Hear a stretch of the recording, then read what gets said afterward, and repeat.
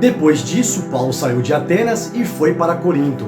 Ali encontrou um judeu chamado Áquila, natural do Ponto, que havia chegado recentemente da Itália, com Priscila, sua mulher, pois Cláudio havia ordenado que todos os judeus saíssem de Roma. Paulo foi vê-los e, uma vez que tinham a mesma profissão, ficou morando e trabalhando com eles, pois eram fabricantes de tendas. Todos os sábados ele debatia na sinagoga e convencia judeus e gregos.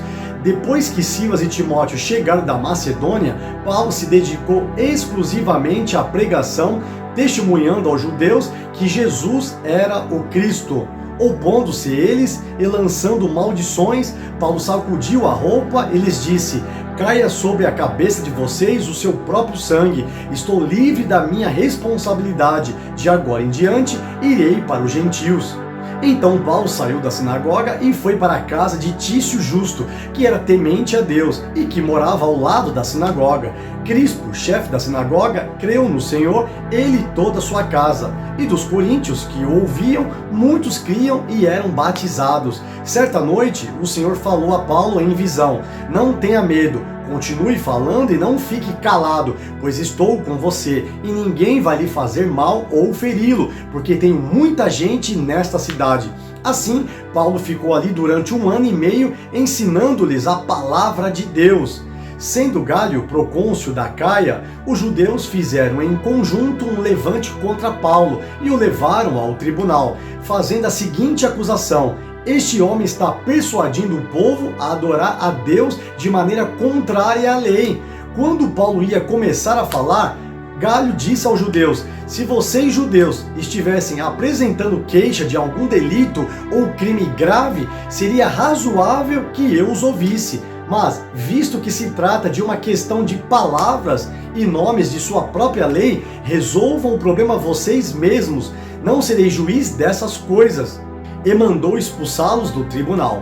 Então todos se voltaram contra Sóstenes, o chefe da sinagoga, e o espancaram diante do tribunal. Mas Galho não demonstrou nenhuma preocupação com isso. Paulo permaneceu em Corinto por algum tempo. Depois despediu-se dos irmãos e navegou para a Síria, acompanhado de Priscila e Áquila. Antes de embarcar, rapou a cabeça em Cencreia, devido a um voto que havia feito. Chegaram a Éfeso, onde Paulo deixou Priscila e Áquila. Ele, porém, entrando na sinagoga, começou a debater com os judeus.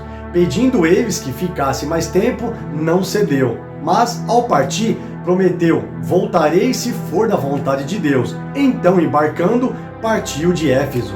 Ao chegar a Cesareia, subiu até a igreja para saudá-la e depois desceu para Antioquia. Depois de passar algum tempo em Antioquia, Paulo partiu dali e viajou por toda a região da Galácia e foi da Frígia, fortalecendo todos os discípulos. Enquanto isso, um judeu chamado Apolo, natural de Alexandria, chegou a Éfeso. Ele era homem culto e tinha grande conhecimento das Escrituras. Fora instruído no caminho do Senhor e com grande fervor falava e ensinava com exatidão acerca de Jesus, embora conhecesse apenas o batismo de João. Logo começou a falar corajosamente na sinagoga. Quando Priscila e Áquila o ouviram, convidaram-no para ir à sua casa e lhe explicaram com mais exatidão o caminho de Deus.